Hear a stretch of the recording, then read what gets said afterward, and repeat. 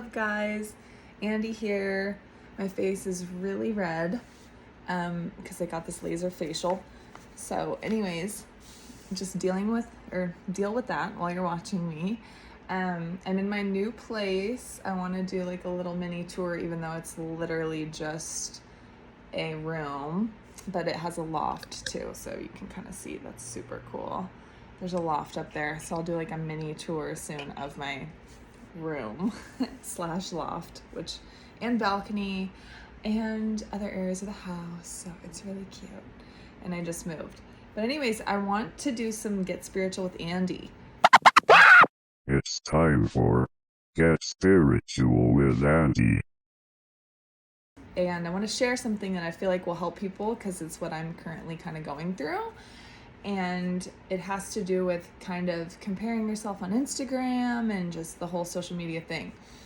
So recently I realized, because I was doing that, and I do that regularly, where I'll get on there just to compare myself, and people are like going to the Met Gala and they have, all these sponsorships or whatever the heck, they're doing brand deals and all these crazy things, and I'll find myself comparing myself to celebrities a lot. And I just had a realization that people, first off, like if somebody has a brand deal or something and then they're promoting themselves on social media, or the brand is now promoting them, and they're signed with someone, the job of these brands is to make these people look good and look appealing so that people will continue following, continue absorbing, and like taking in their content, and then continue, listening, watching, and buying what they're trying to sell, or the product, or whatever will get the most views, right? So for example, I'll put it into example because it's difficult to follow. I saw somebody who got signed with Spotify for their podcast, okay? And then they did this commercial ad, and it was like the most badass commercial ad ever. And it made me be like, oh my God, this person is so, has so much going on.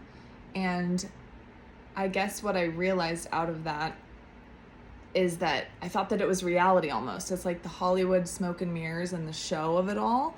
I thought that that was almost reality. Like, this person's life looks so cool, and like, why is my life not like that? And I think that they do that on purpose to get people to keep watching and to keep absorbing the content, to keep buying the thing, to keep doing whatever it is that got them hooked on this person in the first place. And it's almost like the wow factor of the comparison that is the trigger that gets people wanting to watch more. And so it's like, oh my God, this person, I'm like bedazzled by them and by what they have going on, and why does my life not look like that?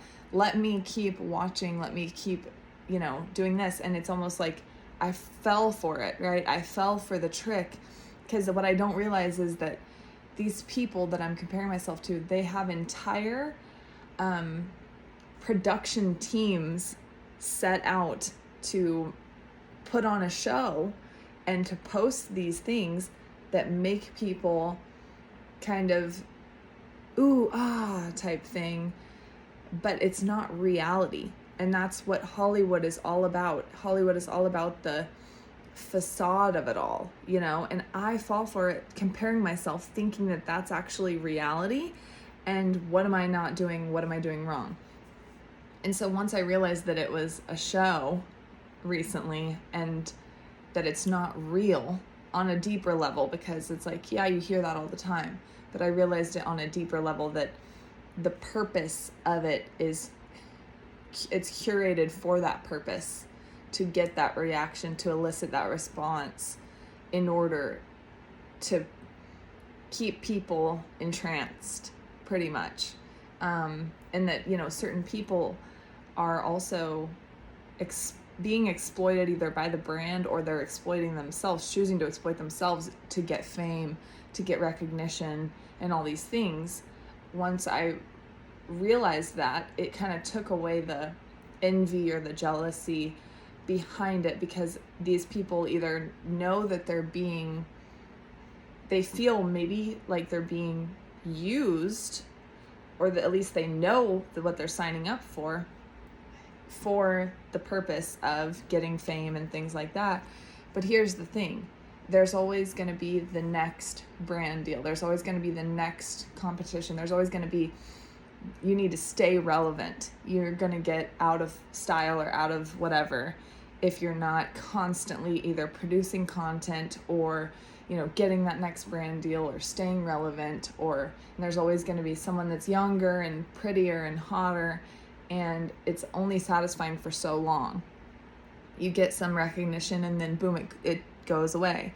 It's kind of like anything that's like a dopamine hit or rush or whatever. It's all like drugs, whatever. It's all a high, and then it goes away, and then it's where's my next fix? And this brings me to my point of what I heard from a spiritual teacher that God is bringing back to my remembrance right now, is that the only true real satisfaction, like we're looking for our place in this world. And I do it too. Like I look for my place in this world, and it's a counterfeit, or it's a short-term fix that leaves you wanting more. And it's all self-focused, like look at me, and the consumer content of self, and leaving other people feeling jealous and envious, and trying to reenact and one up, and just all that stuff that Instagram is pretty much, and social media and things, the dark side of it. And so it's like that is all the counterfeit, and the real deal is found in, like, we're trying to find our place in the world with those things, and it's not satisfying, or it's only satisfying for so long. It depends which side of the coin you're on, if you're trying to make it or if you've already made it, so to speak, right? But it's all the same, because even those people who have, in our eyes, like made it, they're always having to produce the more content. They're always having to stay relevant. They're not satisfied. There's always the new next thing that they're having to do in order to stay relevant, regardless if they've made it or not. We're all in that same boat, almost chasing after. And what are we really chasing after? We're chasing after what is like the root of like fame and things. We want recognition, we want significance, we want other people to notice us and realize our talents. And it's a good thing to be able to shine, and to shine before others and things. I don't think that there's anything wrong with that. I just think that it's like, where can we really find that true deep satisfaction? And that's where people, including myself, are looking for our significance in the world, when really God has a place of significance for us that can be found in his presence and in the Spirit, and in that communion with him, to where then we're no longer looking for it in those other false places. And then we can, if those things come, then that's wonderful, and there can be purpose behind it. But it's shifted now from a self-focus to other people-centric focus, and it leaves other people not feeling dry and like lacking and like shit about themselves, and instead it leaves people feeling like inspired and full, and hearing from God what God's doing in their life, hearing a word from God, hearing something that fills people up and says, hey, this is what God's doing in your life. Hey, be encouraged. Hey, this, like, pretty much hearing what the Spirit is saying in a way. And it doesn't mean that I think it's fun to have fun, cute, artistic things that show off talents. And I think that that's a part of it. I think that it's just like where we're getting our satisfaction from, and then the result of that.